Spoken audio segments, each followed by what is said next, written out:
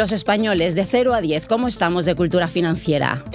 Me temo que suspendemos. Ay. Un 3, un 4 empezaría a decir, porque es cierto que ahora empieza a estar de moda. El dinero hace unas décadas era tabú. Ahora ya está en las conversaciones de la cena, de la comida, la familia. Muchas instituciones se aprovechan de esa falta de educación financiera. Existen productos que yo denuncio abiertamente que no deberían existir. Por ejemplo, las tarjetas revolving es un producto abusivo que debería prohibirse.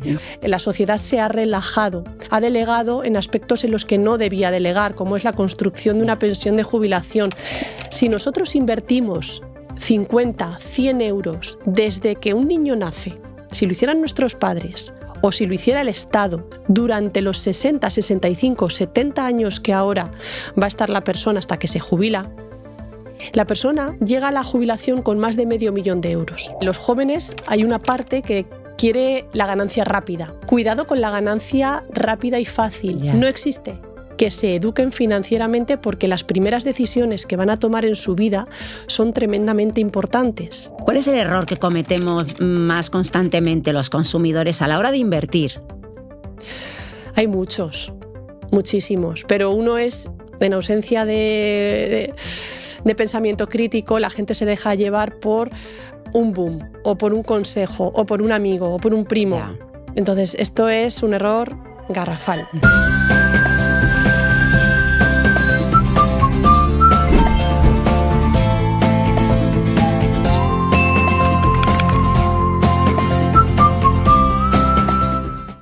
Hola consumidores, ¿qué tal estáis? Bienvenidos a las charlas con sentido de OCU, un video podcast en donde hemos hablado, debatido y analizado diferentes temas relacionados con temas que nos interesan a todos, con temas relacionados con el consumo porque todos somos consumidores. Ya sabéis que cada mes estamos tratando un tema importante, 12 meses, 12 compromisos para celebrar el 50 aniversario de OCU, de la Organización de Consumidores y Usuarios.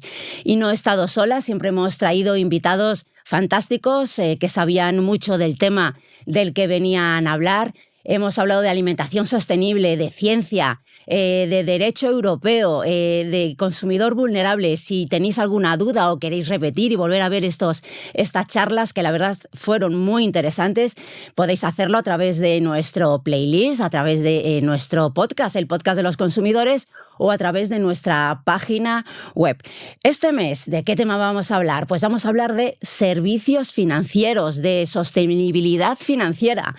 Y lo vamos a hacer, pues perdónenme que les digo, con una pata negra. Ella es Esmeralda Gómez. Ella está especializada en independencia financiera a través del ahorro y de la inversión. Ya la tenemos aquí, la vamos a saludar. ¿Qué tal estás, Esmeralda? Pues estoy encantada de estar aquí con vosotros. Muchas gracias. Entre todo el currículum que tienes, sí que me gustaría decir que ella es licenciada en matemáticas, doctora en economía, profesora universitaria con una especialidad en astrofísica, investigadora y entre otras muchas cosas. Es un referente en la educación financiera. Bien, ¿no?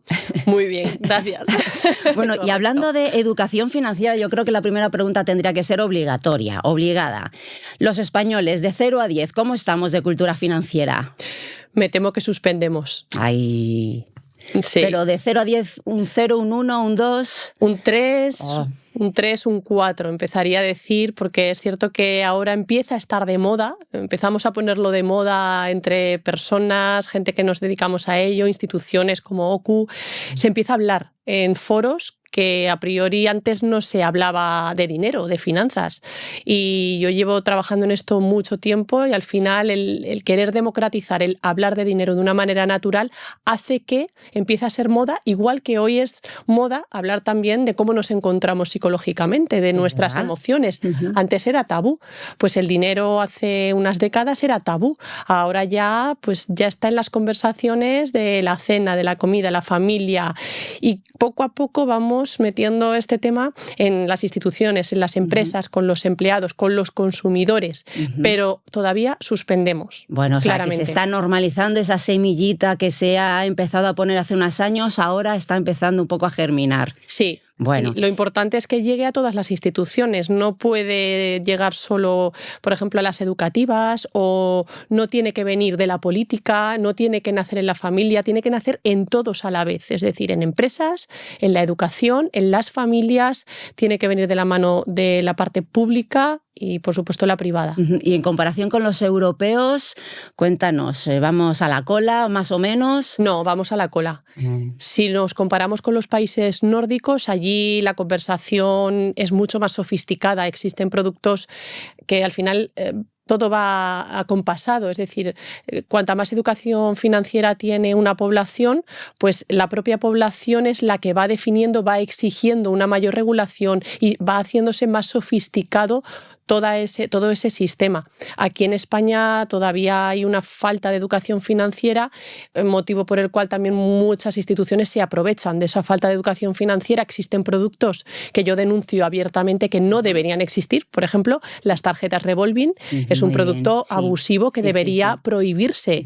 O la tarjeta de crédito, que se utiliza de una manera con más alegría de la que el consumidor está preparado a utilizar, porque no hay una educación financiera. Porque no se sabe bien lo que se está haciendo realmente. Bueno. Exacto. Luego nos acogemos a la ley de la segunda oportunidad. ¿Por qué? Pues porque no ha habido una educación financiera de base. Entonces, es algo primordial, debería estar en el currículum de nuestros niños y niñas, algo que he intentado ya en 2 ocasiones, en el 2021 y en el 2023. Fui al Congreso de los Diputados con una iniciativa legislativa popular. Me lo han rechazado de momento. ¿Y en qué defendías? Yo propuse que se estudie educación financiera en los colegios, bien con una asignatura propia o bien de manera transversal, incluyendo conocimientos propios de la educación financiera en matemáticas, en ciencias sociales, en otras asignaturas que hoy sí que existen en este currículum de nuestros niños, pero que hablemos ya de qué es una nómina, de las tarjetas, de qué es pagar impuestos, de qué es una hipoteca, de qué es una hipoteca, de qué pagamos,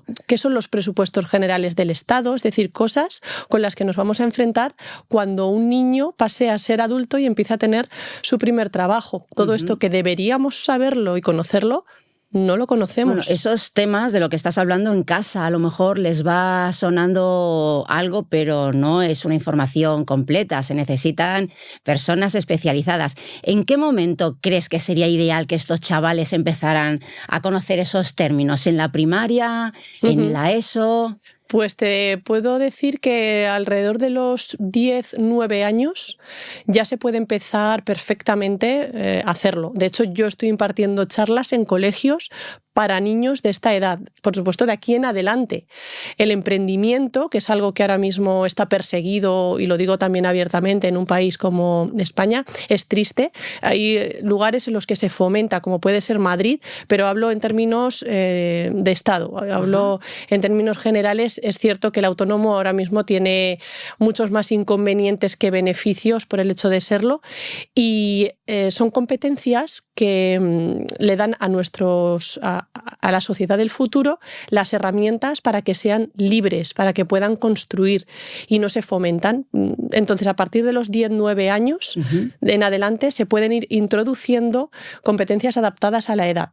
Más o menos empieza con cuando los niños pueden manejar las matemáticas con cierta soltura, que es todo conceptual, ni siquiera hace falta matemáticas. Yo, por ejemplo, en la familia, o cuando lo doy con niños más pequeños que no saben matemáticas, yo lo hacía con pegatinas. Una pegatina verde significa que has tenido un ingreso, una pegatina roja significa que ha habido un gasto.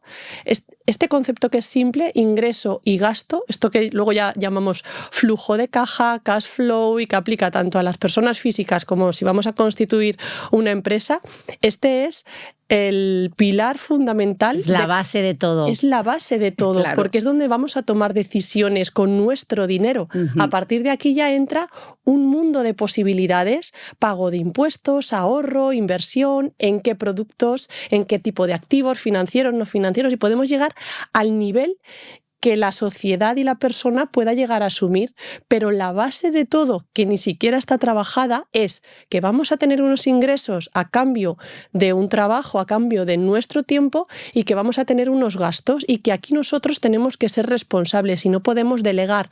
Esto también ha sido triste, que con el paso del tiempo, con un estado de bienestar que hemos tenido y que gracias también a todo este trabajo, pues disponemos de una serie de beneficios sociales, pero por contra, la sociedad se ha relajado, ha delegado en aspectos en los que no debía delegar, como es la construcción de una pensión de jubilación, como lo es el reclamar. Tenemos que ser responsables de nuestra propia economía. Efectivamente, reclamar. Si hay algún problema, reclamar. La gente no... Yo estoy encantada con OCU, de hecho, lo comentábamos antes. Sí. Yo soy una firme... O sea, yo reclamo absolutamente todo cuando hay una injusticia, y de hecho te apoyas en instituciones. Tenemos que conocer, esto también es educación financiera, tenemos que conocer a quién debemos reclamar si tenemos una incidencia en una aerolínea, con una aseguradora, con el banco, pues el banco, la CNMV, el defensor del cliente, el Banco de España. Y es algo natural y no nos tiene que imponer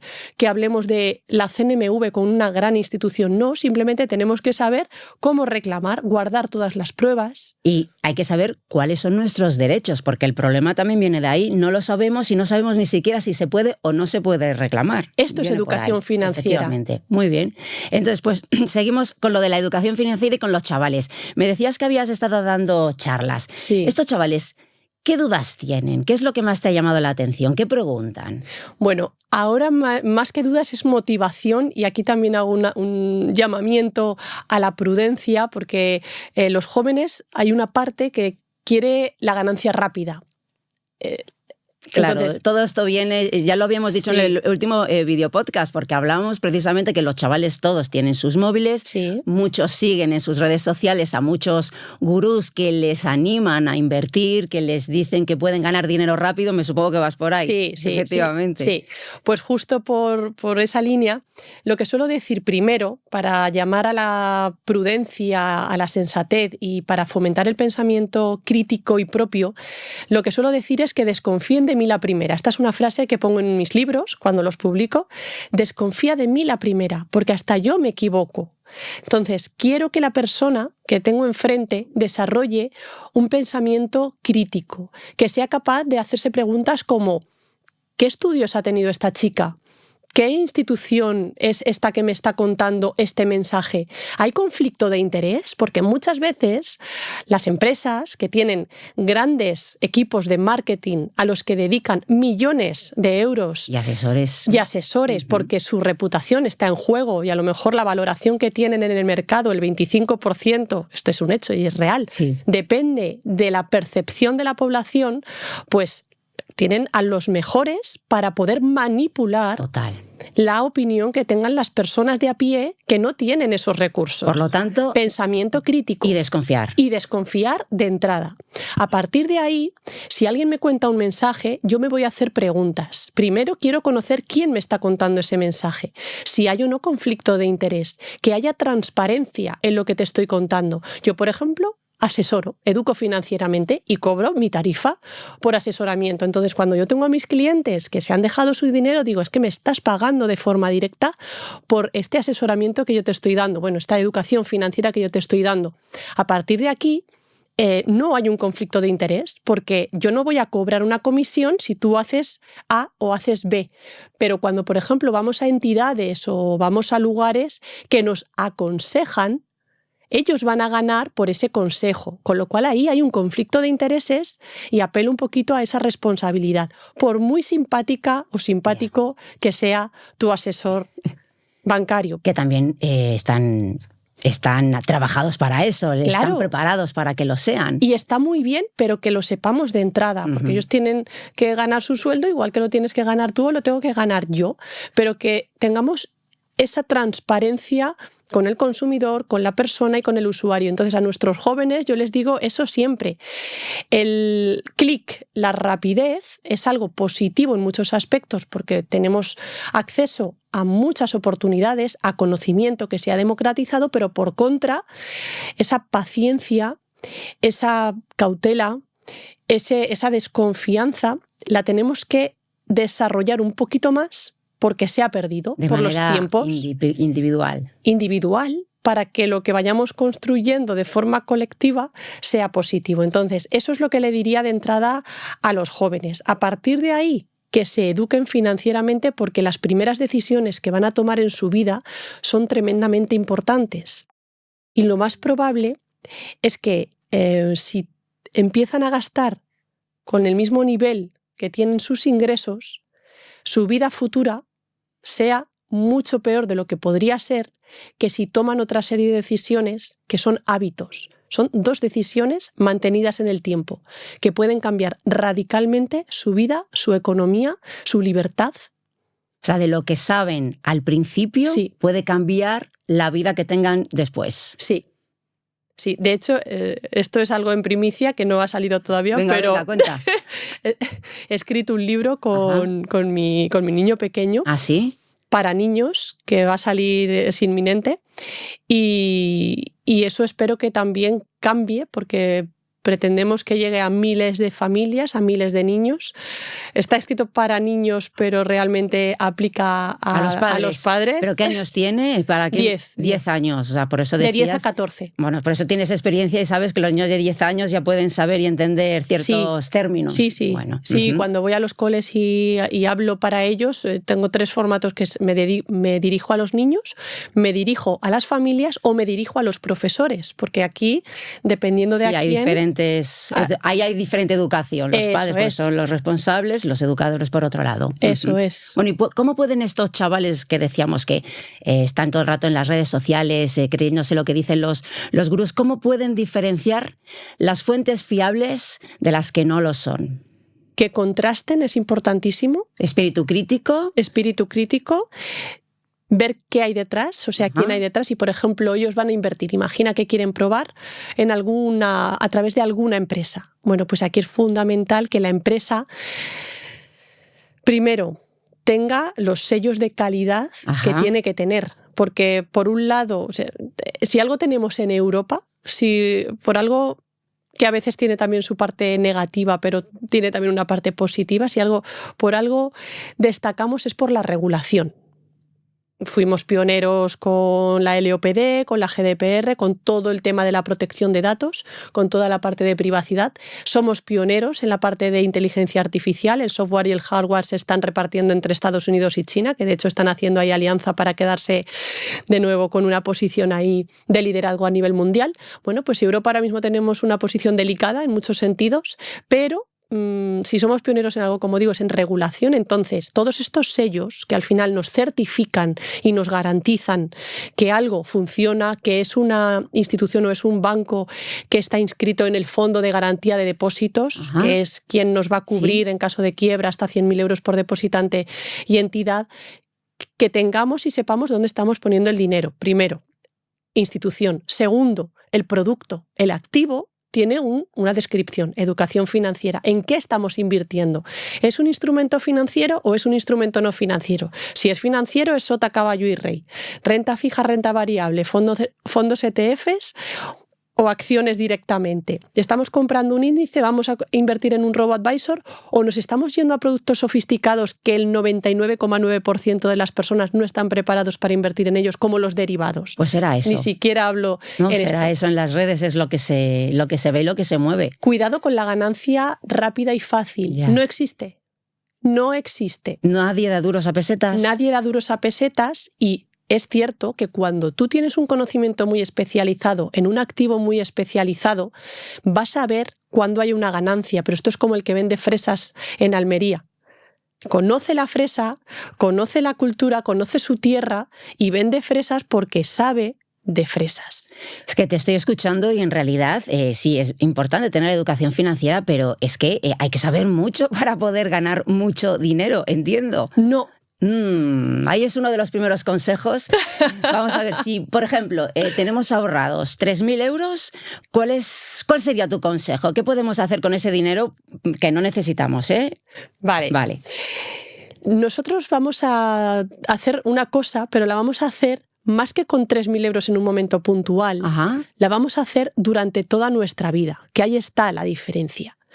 Si nosotros invertimos 50, 100 euros desde que un niño nace, si lo hicieran nuestros padres o si lo hiciera el Estado, que esta es la propuesta que yo tenía para el sistema de pensiones, durante los 60, 65, 70 años que ahora va a estar la persona hasta que se jubila, la persona llega a la jubilación con más de 500.000 euros. Invertido, si empezamos hoy, empezamos hoy. O sea, es un buen consejo hoy. Invirtiendo de forma diversificada en cosas, en productos que conocemos, porque el mercado se va a ir moviendo, van a venir nuevas crisis. Mi apuesta es que la siguiente crisis será de deuda.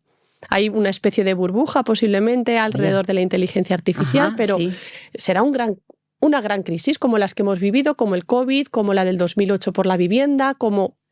¿Por qué? Pues porque el sistema está preparado para que las crisis sucedan, porque no hay un respaldo en activos real. Está basado bastante en la confianza. Entonces, cuando esa confianza flaquea, pues de repente todo, además, la globalización entra en cadena y se produce la crisis. Pero bueno, con independencia de esto, si nosotros vamos invirtiendo de forma constante en una cartera de renta variable, no hay más, nosotros vamos a llegar a la jubilación con mucho más dinero del que hemos dedicado a la inversión. Si no se toca, claro. Si no se toca. ¿Por qué? Pues porque vamos haciendo las leyes financieras que rigen nuestro sistema, es la ley del interés compuesto. Y nosotros invertimos hoy, al mes siguiente tenemos un poquito más y ese interés compuesto aplica sobre ese poquito más. Al mes siguiente sobre ese poquito más. Y además vamos destinando una cantidad pequeña que pero no nos hace falta en ese momento. Eso es. Durante mucho tiempo, durante muchos años. Esa es la clave verdaderamente. A partir de aquí ya hemos ejercido dos grandes pilares que son: destina una parte de tus ingresos al ahorro, primero. Primero tenemos que construir un colchón financiero. Entonces, esos 3.000 euros que me contabas, si la persona no tiene un colchón financiero, primero que lo construya. Vale. O sea que ya vamos por dos consejos. El primero, lo de ir destinando 50 euros de cuanto antes para que en la jubilación pues podamos usarlo. Y con ese dinero que tenemos, ese colchoncito... Renta fija. Renta fija. O cuentas remuneradas. Cuéntanos, ¿cómo es esto?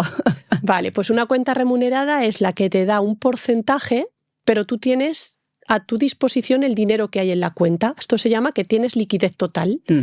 Y tú vas viendo tu dinero y lo puedes sacar y puedes pagar, pero te va dando un porcentaje. Ahora mismo están en torno al 2-3%. ¿Son datos buenos? Sí, ¿Es un porcentaje bueno? Es un porcentaje bueno porque este porcentaje está directamente vinculado al Euribor, que es nuestro índice de referencia. Tenemos una serie de índices que afectan a empresas, afectan a los bancos.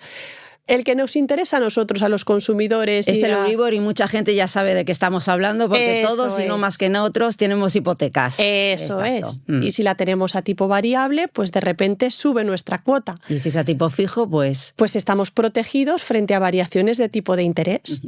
Pero en este caso, pues lo vamos a dejar en una cuenta remunerada que no vamos a batir, no vamos a superar nuestra subida de precios, pero no estamos perdiendo todo el dinero que perderíamos si lo tenemos completamente inmóvil. Otra parte muy importante es que tenemos que tener dinero físico en casa. Pues sí, mira, que luego te iba a preguntar sobre el dinero físico si iba a desaparecer. Tu recomendación es siempre que tengamos ¿qué cantidad? Depende de la psicología de la persona y de la aversión al riesgo. Pero eso es un por si acaso. Hay que tener dinero por si acaso pasa algo en nuestra vida o... Sí, por ejemplo, el apagón que hemos vivido recientemente en España, que ha puesto también de manifiesto el peligro que hay en torno a la energía, algo también importante a tener en cuenta por todos.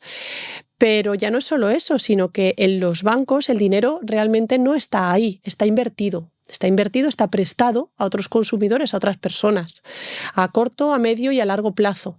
Porque realmente los bancos solo tienen que tener el 1% en sus reservas, por normativa. Entonces, tenemos que diversificar también en la tenencia de nuestros ahorros. Una parte la tenemos que tener nosotros. Una parte y en función de nuestra psicología, pues tendremos más o menos de este colchón financiero. ¿Hay riesgos? Sí, todo en esta vida tiene riesgos. Hay riesgo de inundación, hay riesgos de incendio, hay robos. ¿Qué pasa? Que existen también los seguros. Uh-huh. Nosotros estamos pagando dinero por mantenerlo en el banco. ¿Y eso te lo cubre también? Sí. Claro, tú tienes un seguro y le pones un seguro de alto valor, por ejemplo, y tú tienes ahí una parte que ya está cubierta.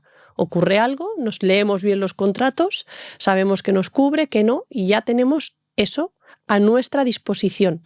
Además que tenemos que pagar con dinero físico, ahora más que nunca, porque hay una corriente un tanto peligrosa que nos está empujando a todos a utilizar el medio de pago digital, con trazabilidad. Entonces nuestra libertad está un poquito ahora mismo en jaque. Perjudicada, sí, digamos. Sí, tenemos que protegernos. Como una de las formas es pagando con dinero físico. Tenemos que defender el dinero físico.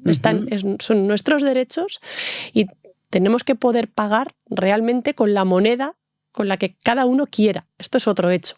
Vale, voy a darte algunas frases, ¿vale? Que en realidad pueden que sean algunos consejos prácticos para los consumidores y tú me puedes decir si es verdadero o falso, ¿por qué? ¿Vale? Venga, si gano poco, ahorrar no sirve. Falso. Falso, ¿por qué?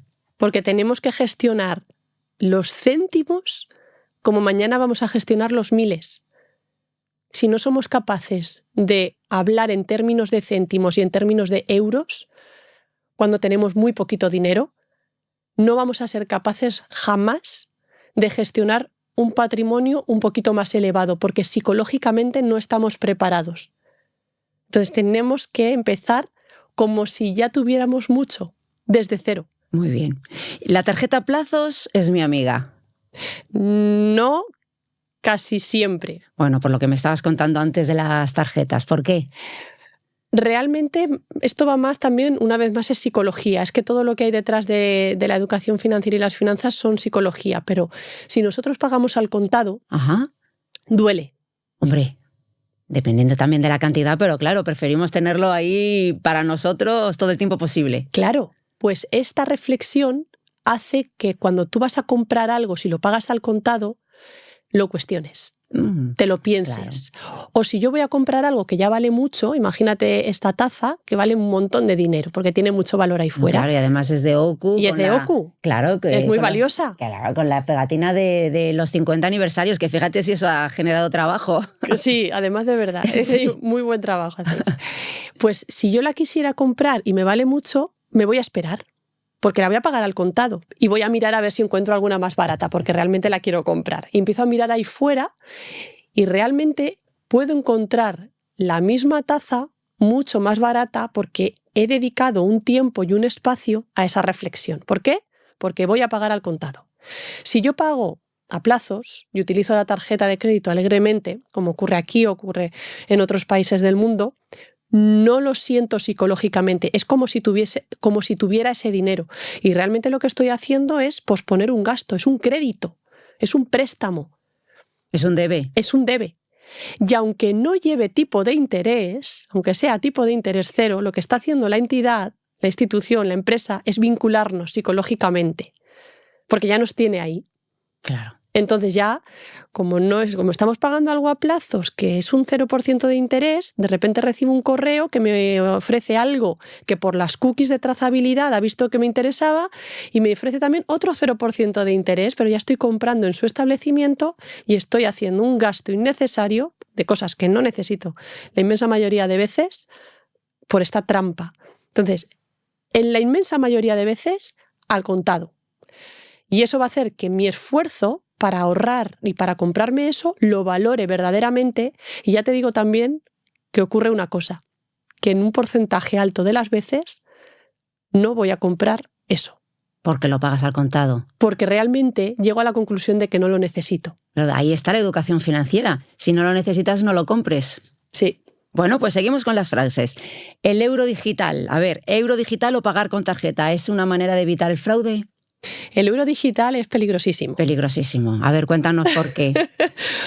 Porque aunque nos lo intenten trasladar como algo positivo, que va a acabar con el fraude, eso dicen, vale, ellos tienen su trabajo de acabar con el fraude y con el blanqueo de capitales, perfecto. Eso, ok, bien.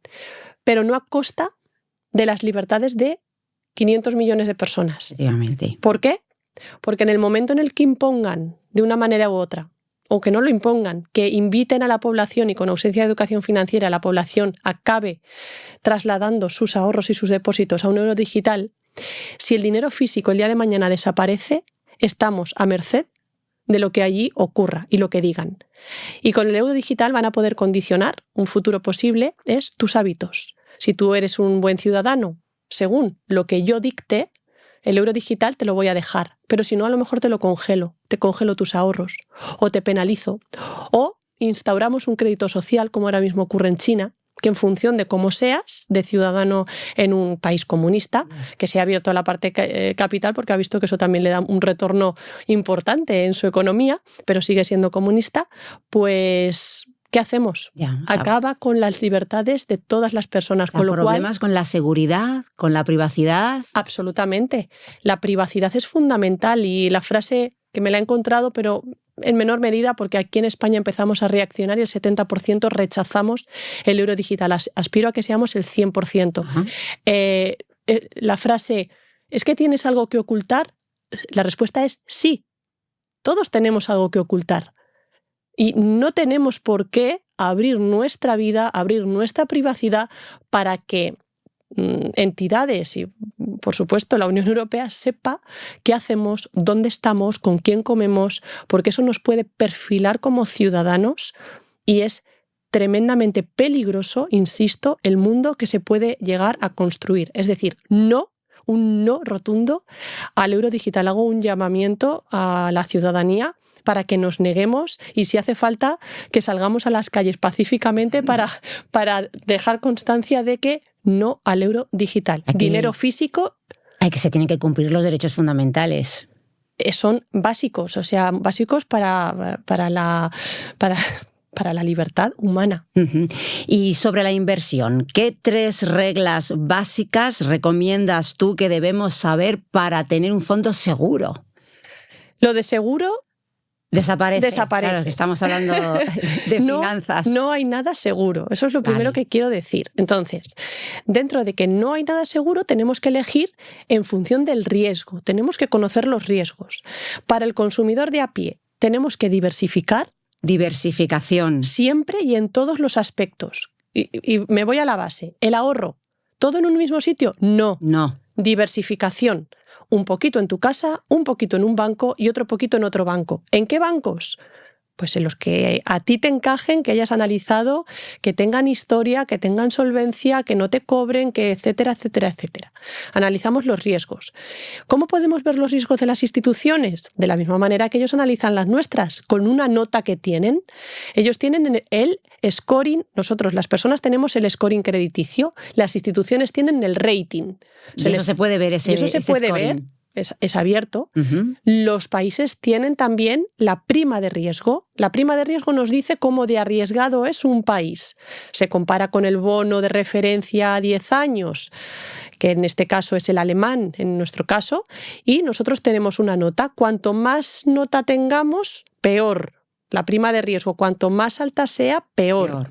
Esta mañana, antes de venir a esta entrevista, leía, porque estoy siempre leyendo de todo, porque afecta a nuestra economía, y Bruselas acaba de darle otro tirón de orejas a España porque llevamos sin presupuestos ya muchos años. Y la deuda sigue creciendo y el sistema de pensiones está en riesgo. O sea, a mí me preocupa un poquito la situación que hay en España, a pesar de que de puertas para afuera, erróneamente, se cree que España va como un cohete. ¿Por qué digo erróneamente? Porque que hablemos de un crecimiento del PIB, de lo que produce el país a lo largo de un año, de forma agregada, cuando nosotros desagregamos y llegamos al fondo del asunto, vemos que realmente la economía se está sosteniendo porque se están creando muchos empleos, pero no se ha aumentado la productividad de las personas que trabajamos en este país. De hecho, está plana en los últimos años. Esto es muy peligroso. A la productividad, digamos que no ha crecido. No ha crecido.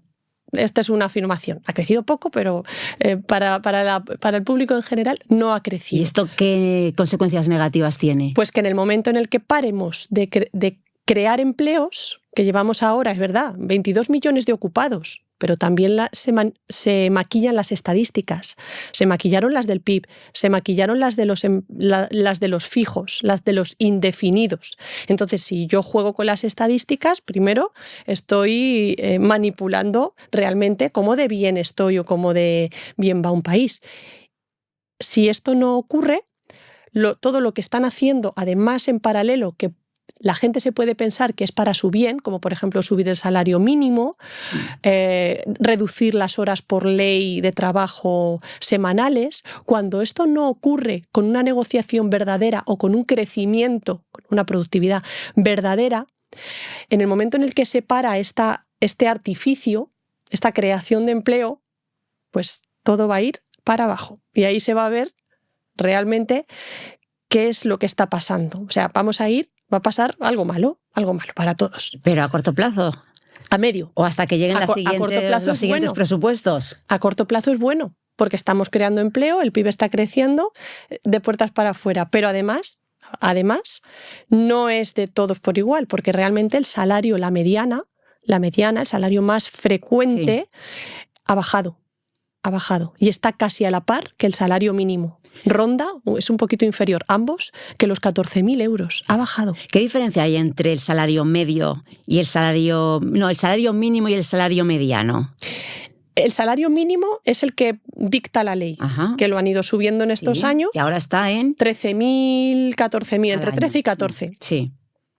El salario medio, te voy a decir los tres. Sí. El salario medio es, si yo tengo todos los salarios que hay en España, que más o menos tiene esta curva, es decir, es plano, y al final pues crece de forma exponencial. Hay un porcentaje muy pequeño de la población que tiene unos salarios muy altos, pero la inmensa mayoría está aquí. Pues el medio es, cojo todos los salarios y los divido por el número de personas. Y esto me va a dar un salario bastante más alto porque están los que... Eso es, a los altos. Uh-huh. Entonces, el medio es alto, es entre 30 y 40.000. Aquí depende. Si me fijo entonces en el mediano, es el que está en el medio, el más frecuente. Uh-huh. Si yo divido todas las personas, las pongo en orden y me fijo en el medio, en el mediano, entonces ese es el más frecuente. O sea, nos tenemos que fijar en este. Siempre es la mediana, siempre es la mediana. Nos deberían hablar de las medianas. ¿Cuál es el error que cometemos más constantemente los consumidores a la hora de invertir? Hay muchos, muchísimos, pero uno es dedicar todos tus ahorros a un tipo de activo, porque en ausencia de pensamiento crítico, la gente se deja llevar por un boom, o por un consejo, o por un amigo, o por un primo. Yeah. Entonces, esto es un error garrafal. Uh-huh. Y entonces, ¿de qué manera podemos conseguir la libertad financiera, tú como especializada? Bueno, no me voy a ir tanto a la libertad financiera porque aquí te voy a decir que es con mucho trabajo, con esfuerzo, con foco, con constancia, con mucha educación financiera y adaptándote a los cambios del contexto. La libertad financiera es una cosa que trato, por ejemplo, en el libro de Tu llave a la libertad financiera, diseñé una fórmula para saber cómo de libre eres financieramente, pero esto significa que tienes ingresos pasivos o ahorros como para prescindir de tu trabajo activo. O sea, se puede conseguir, sí se puede conseguir, pero no en un mes. No en un mes y no es para siempre. Yo la conseguí hace años, lo que es la libertad financiera, y te digo que trabajo más que nunca porque a mí me apasiona lo que hago, pero tengo libertad para poder elegir. Eso es una cosa y se consigue a través de dividendos, de alquileres, de royalties, de una empresa semipasiva. Eso es una cosa. Diversificación. Diversificación, sí, eso aparte. O siendo un gran especialista en algo, teniendo una empresa o heredando. Hay muchas personas que al final acaban heredando. De lo que yo hablo verdaderamente es de grados de libertad y de salud financiera. Que esta es la verdadera riqueza a la que aspiro para las personas. ¿Cómo se construyen los grados de libertad? A través del ahorro, ajá, temprano, a través de la inversión temprana. ¿En qué invertir? Pues aquí ya tú tienes que educarte un mínimo, porque lo que no tienes que hacer, este es otro de los errores por los que me preguntabas, es invertir sin conocer en lo que estás invirtiendo. Tienes que conocerlo. Y eso mucha gente lo está haciendo. Muchísima. Y me gustaría que diésemos la alarma o que ayudásemos a esas personas que buscan esa libertad financiera, porque el tema de la vivienda está mal, porque el tema de los salarios está mal, porque todo sube, no se llega a fin de mes y se busca una solución. Encuentran a lo mejor a alguien que les dice que pueden conseguir esa libertad financiera en 1 mes, en 2 meses, en 3 meses, por favor, alerta de que eso no es posible. No es posible. O sea, o hay trabajo, o hay una herencia, o hay constancia. Nada más. No, bueno, hay formas de hacerlo, pero hay que tener foco, hay que tener un plan, hay que hacerlo a largo plazo, 10, 15 años, tiene sus riesgos, es todo lo que cuento, sí. Pero con independencia de que no vayamos hacia esa libertad financiera, lo que sí que tenemos que empezar es a trabajar por nuestra propia pensión el día de mañana, por mayores grados de libertad ¿Qué implican los grados de libertad? Que la persona cuando tiene unas finanzas propias, tiene su propio trabajo, tiene sus propios ahorros, pues puede dejar un trabajo en el que no está a gusto, o puede tener un parón en su trabajo para hacer un máster y especializarse en otro, o puede hacer frente a imprevistos financieros. Cuando empiezan a dar pasos en este sentido, la gente descubre realmente el poder que tienen. Y no estoy hablando de libertad financiera, de ese gran aspiracional. Sí. Estoy hablando de que verdaderamente tienes poder para decidir o para dejar a tu pareja, seas hombre o seas mujer, si no estás a gusto en esa relación. La independencia financiera, no hablo en esos términos, sino en tener tus propias finanzas, es la primera base. Muchas parejas no lo dejan porque no han construido esa base financiera. Cuando yo doy sesiones a familias o a parejas, muchas veces no han sentado las bases económicas y esto es motivo de ruptura. Antes hay que sentar esas bases, antes de empezar una relación, antes de empezar a vivir juntos, de casarse, esa base es importante. Importantísima para el continuar y importantísima en caso de ruptura, cómo se va a hacer todo. Eso sobre todo, primero para el buen funcionamiento y luego en caso de ruptura, eso que ahí llegan los problemas. Eso es tremendamente importante hablar de esto, porque problemas van a surgir. O sea, en el devenir de la vida, el dinero está en todas las decisiones y tenemos que saber gestionarlo, hacer preguntas, a quién debemos hacer preguntas concretamente. Hay muchos organismos que ya, como digo, vosotros, la OCU, yo me dedico a esto. Yo he creado ahora la Escuela de Salud Financiera ON también, pero tengo muchos proyectos en los que he ido tratando aspectos concretos de las finanzas de las personas en un momento determinado de la vida, porque no es lo mismo las finanzas cuando se es niño que cuando se es adolescente, que cuando empezamos a trabajar, que cuando estamos en pareja, cuando tenemos niños, cuando estamos pensando en la jubilación, cuando nos jubilamos y cuando vamos a hacer el legado. ¿Cuántas etapas? La vida. Ya, ¿y por qué da tanto miedo o vergüenza hablar de dinero? La propia historia, como lo vamos definiendo entre todos, condiciona cómo percibimos el dinero. Históricamente es cierto que ha habido también unas creencias hacia el dinero, el turpe lucrum, la vergonzosa ganancia, el ahorrar, la codicia. Y esto está en España, dices. Esta historia te estás refiriendo a España. Del mundo. Del mundo entero. O sea, al final las creencias para con el dinero han tenido también nosotros sobre todo somos seres sociales con emociones. Entonces, el dinero, que es un mero medio de intercambio socialmente aceptado, pues también le damos nosotros una emoción a eso, de la misma manera que le atribuimos valor a las cosas. Un valor emoción al dinero. Sí, y un valor subjetivo a las cosas que existen.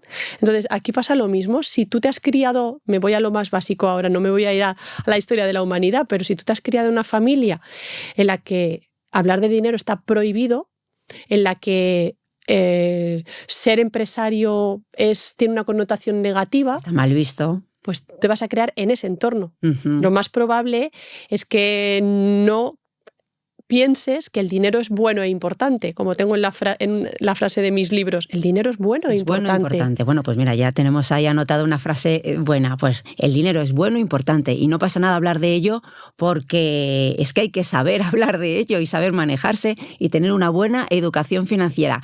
Finanzas sostenibles. Esmeralda, ¿qué pasa ahora con eso que está tan de moda, con el greenwashing de las empresas? Lo has dicho perfectamente, que está de moda. Está de moda. ¿Por qué está de moda? Pues por la Agenda 2030, porque tenemos una serie de objetivos a nivel mundial que la esencia de los objetivos son maravillosos, pero hay una parte también negativa como todo, que hay muchas empresas que se suben a un carro sin verdaderamente tener lo que tienen que tener para poder subirse a ese carro. Son productos que se suponen que son un poco verdes, con una pincelada verde, como ahora están tan de moda, y la gente se piensa que está cambiando el mundo y a lo mejor es un producto normal y corriente. Efectivamente. No hay una trazabilidad, no hay una etiqueta de que eso sea sostenible o social o éticamente responsable, pero la empresa que tiene un buen departamento de marketing pues le ha colocado sostenible, verde. Ocurre lo mismo con las etiquetas de los productos que consumimos de alimentación. Te iba a decir, ¿cómo puede el consumidor saber que le están tomando el pelo con las etiquetas? Bueno, con las etiquetas, analizando, al final la regulación aquí viene muy bien porque van incluyendo regulación que van prohibiendo determinados aspectos de marketing, el hecho de que tengan que venir los ingredientes, pues lo mismo aplica a los productos y nosotros estamos invirtiendo en un fondo de inversión, nosotros tenemos una serie de documentación donde podemos leer verdaderamente qué empresas hay detrás. Entonces, si nosotros tenemos las empresas, podemos ver qué hacen esas empresas, si verdaderamente son o no son sostenibles, si son sociales, y a partir de ahí ya sentimos que tenemos una conexión o no. Claro, lo podemos hacer o no. Sí, siempre, insisto, con pensamiento crítico, porque, por ejemplo, todo lo que está pasando ahora con los coches, con los vehículos, hay una transición forzada hacia el vehículo eléctrico. Y hay un debate sobre la mesa, porque el vehículo eléctrico no es tan sostenible como nos quieren hacer creer. Pues invito a que las personas simplemente se lo cuestionen, analicen las baterías, analicen los materiales que hay de las baterías, dónde se extraen esos materiales a nivel mundial, qué está pasando con la ropa. Ocurre idem de lo mismo. Está masificado. El otro día me enseñaron un desierto que no sé si era en Ecuador o en Perú, ahora dudo, pero estaba el desierto lleno, era un cementerio de ropa. Ay, madre. Era un cementerio de ropa porque se están tirando allí toneladas y toneladas de ropa que... En buen estado seguramente. Sí, a lo mejor. Claro, todo esto es, estamos hablando, parece que estamos hablando de finanzas, pero estamos hablando de ética, de moral, de valores humanos. Bueno, todo se junta, ¿eh? Es que todo se junta. Una anécdota que en España está mal visto utilizar ropa de segunda mano. Cada vez menos, pero sí, tienes razón. Justo, cada vez menos. ¿Por qué? Porque ya empezamos a ver tiendecitas de segunda mano. La gente empieza a decir que utilizamos ropa de segunda mano, de los primos, de los padres, de los amigos, pero estaba mal visto, estaba mal considerado. De la misma manera que estaba mal visto llevarte el tupper o la cajita en un restaurante si te sobraba comida. ¿Por qué? Porque eso se consideraba que era de pobres. Bueno, eso todo afortunadamente ya está cambiando y está relacionado con la sostenibilidad. Justo, claro. Pues todo esto que es muy positivo es hacia donde el consumidor y las personas a nivel individual tenemos que remar. Cuando nosotros nos hacemos preguntas, exigimos y nos unimos, podemos cambiar las cosas. ¿Y las autoridades están haciendo las inspecciones necesarias, sus sanciones? ¿La CNMV está trabajando, investigando a aquellas empresas que a lo mejor están prometiendo lo que no deben? Sí, no del todo, sí. No del todo. O sea, sí que se está trabajando en ese sentido, pero también hay aspectos que hay intereses siempre. O sea, a nivel estratégico y a nivel europeo, esto es una guerra. Lo que estamos viendo ahora mismo, las guerras que llegan a nuestros bolsillos, es una guerra por la energía. ¿Y qué cambios regulatorios crees tú que deberían hacerse de una manera más urgente, más inmediata? Si vamos a toda la parte de la inversión sostenible, social, lo que tenemos que garantizar es transparencia, trazabilidad y realmente premiar lo que queremos construir y penalizar lo que no queremos construir. Básicamente tendríamos que ir en esta línea. Ajá. ¿Y qué es lo que tendríamos que penalizar? Danos una pista. Bueno, yo aquí no entro, esto ya sería juicio de valor, pero si, por ejemplo, lo que queremos es garantizar que aquello que lleve la etiqueta verde o que lleve la etiqueta sostenible o social, pues que los sellos, que existan sellos de calidad que certifiquen que eso es así. Y si nos vamos, por ejemplo, igual que la denominación de origen, es un sello de calidad que te certifica y te da... Ya lo tenemos todo muy por la mano, que todos sabemos lo que es denominación de origen. Justo, pues tenemos que luchar para que eso sea así y evitar el plagio, evitar lo que es falso, evitar lo que no es denominación de origen o lo que no es ESG o socialmente sostenible. Bueno, estamos aprendiendo mucho de Esmeralda, yo ya me he apuntado ahí unos cuantos consejos importantes. Y para terminar, que siempre me gusta acabar bien con un colofón importante, a lo mejor haciendo un resumen de lo más importante, ¿qué les podemos decir a los consumidores? ¿Qué pueden hacer hoy, Esmeralda, para que dentro de un año estén mejor? Bueno, si solo tengo que decir una cosa, que inviertan 50 euros en un producto que elijan. El que quieran. No, porque aquí ya les voy a hacer que investiguen. Bueno, y pueden investigar en las fuentes que sean fiables. En las fuentes que sean fiables, pero eso ya les va a llevar a elegir un producto. Si no me voy al tema de la inversión, lo que les diría es que tomen una decisión en sus finanzas. Para uno va a ser cancelar una tarjeta de crédito, porque tiene seguramente más de las que necesita. Para otro va a ser poner una reclamación. Para otro va a ser cancelar una suscripción.